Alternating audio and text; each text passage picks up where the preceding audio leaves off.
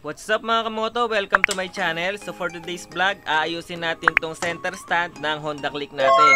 So as you can see mga kamoto, stack up na siya. Pagka binaba natin, hindi na siya bumabalik pataas. Unang-unang salarin dyan kung bakit na-stack up yung center stand natin is dahil sa baha. Kadalasan kasi mga kamoto, alam naman natin na minsan hindi natin maiwasang lumusong sa baha. Lalo na't netong mga nakaraang araw ay sunod-sunod ang bagyo at talagang lubog na lubog tayo sa baha. Bali itong tutorial na to hindi lang to pang Honda Click. Applicable din to sa halos lahat ng klase ng motor. So wala nang marami pang satsat, simulan na natin.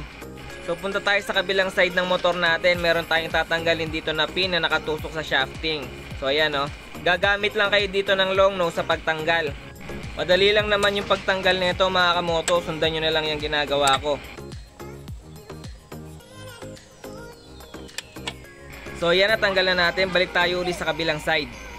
So bali dito mga kamoto, tatanggalin na natin yung spring nya. Tali ang diskarte ko sa pagtanggal dyan mga kamoto. Tapos gagamit ako ng screwdriver for leverage para matanggal ko na yung pagkakahook ng spring dun sa may shafting. So bali yan, panoorin nyo na lang.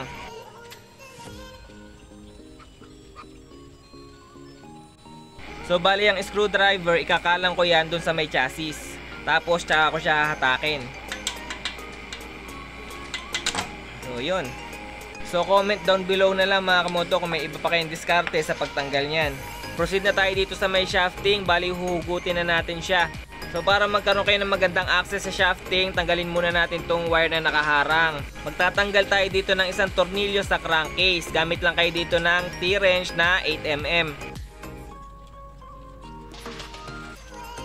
Once na natanggal nyo na yung tornilyo, ibaba nyo na yung wire na yan para hindi siya nakaharang sa paghugot natin sa shafting. Dito gagamit tayo ng pliers, pero kung meron kayong vice grip, much better. So kung sa pliers o vice grip na hugot nyo na yung shafting, maswerte na kayo mga kamoto. Kasi pagka nag-build up na ng sobrang dumi o kalawang sa may shafting, hindi na yan kaya ng hugot-hugot lang. Pagka ganon, kailangan ng pukpukin sa kabilang side yan para lumabas yung shafting, which is not advisable or not recommended. Kasi yung center stand natin nakakabit yan sa engine natin. Once na nagkamali ka o napasobra ka ng pukpuk, pwedeng mag-rock yung engine natin or much worse, tuluyan siyang mabiyak. So kung dumating ka sa point na hindi mo siya mahugot o kailangan mo siyang pukpukin sa kabilang side, do it your own risk na lang mga kamoto. Kaya mas maganda kung napansin mong may problema na yung center stand mo, remedyohan mo na agad. So dito maswerte tayo dahil nakuha lang natin siya ng hugot lang. Yan, kung mapapansin nyo yung kabilang side niya nagbi-build up na ng dumi tsaka kalawang. 100% yan yung salarin kung bakit nag-i-stack up yung center stand natin. So bali ito na yung center stand natin, no? Sobrang dumi niya tsaka meron na rin siya mga kalawang-kalawang. So bali lilinisin natin tong mga to, pati yung shafting. Balikan ko kayo. So sa paglinis, gumamit lang ako ng bareta dyan. Simpleng paglinis lang yan. Diskartehan nyo na lang kung paano nyo lilinisan. After nyong malinisan, banlawan nyo maigi, tapos patuyuin nyo muna. So itong gagawin ko dito optional lang. Kung meron kayong spray paint dyan na color black, mas maganda kung sprayan na natin yung center stand natin. So nasa sa inyo na lang kung gagayahin nyo itong part na to. So dito naman tayo sa shafting. Lilihain natin to. Gagamit tayo dito ng 1000 grit na liha. Lihain nyo lang yan hanggang sa matanggal pa yung mga nakakapit na dumi. Pag satisfy na kayo, okay na yan. So dito maglalagay na tayo ng grasa. Ang gamit natin ditong grasa is high temp grease. Mas okay to kaysa sa ordinaryong grasa kasi hindi to basta-basta natutuyo. So yan, pahit-pahiran nyo lang. Tatry na ngayon natin siyang ipasok sa center stand natin. Dapat smooth yan, wala kayong mararamdaman na parang kumakas-kas-kas.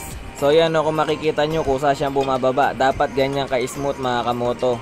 Dito naman sa kinakapitan ng center stand at shafting natin, mas maganda kung malinisan nyo rin. Yan, yung butas na yan, diskartehan nyo na lang kung paano nyo malilinisan. So ganyan diskarte ginawa ko. Matanggal lang yung mga dumi-dumi sa loob. So syempre gawin nyo rin to sa kabilang side. After nyo malinisan, lagyan nyo rin ng high temp grease. Ganon din sa kabilang side. Kakabit na natin ngayon yung center stand natin. Madali lang naman ang pagkabit niyan. I-align nyo lang yung mga butas, tapos isalpak nyo na yung shafting. So ayan, ipapasok na natin siya, no? So ayan, dapat ganyan ang pagkakasalpak nyo dyan. Yun, dapat nakashoot yun sa may butas. So ayan. So kakabitan natin yung tinanggal natin tornilyo sa may crankcase. So ilagay na natin yung spring ng center stand. So bali ganito naman yung diskarte ko sa pagbalik ng spring ng center stand. Tali pa rin yung ginamit ko dito pero pagkakaiba sa kabila ko naman siya nilagay. T-wrench na mahaba naman ang gamit ko dito pang hatak. Tapos ikinalang ko siya sa may gulong. Nilagyan ko lang siya ng tela para hindi magasgasan. So kung meron pa kayong ibang diskarte na mas madali, paki-comment down below na lang.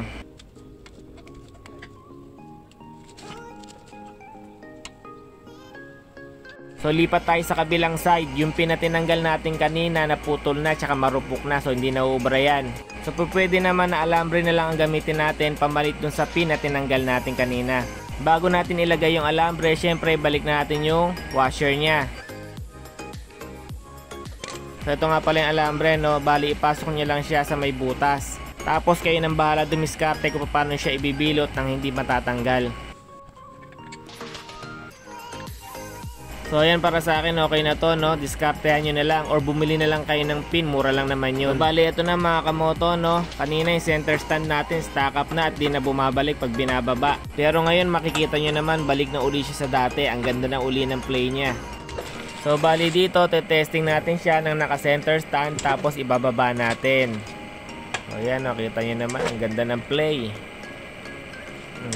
Oh, lumalagotok pa yung pagbalik. So bali hanggang dito na lang tong video na to sa mga kamoto natin na nag-stack up yung mga center stand dyan. Sana nakatulong tong tutorial na to sa inyo. So yun lang, kung may natutunan kayo o nagustuhan nyo tong video na to, pakihit na lang ng like, share, and subscribe button.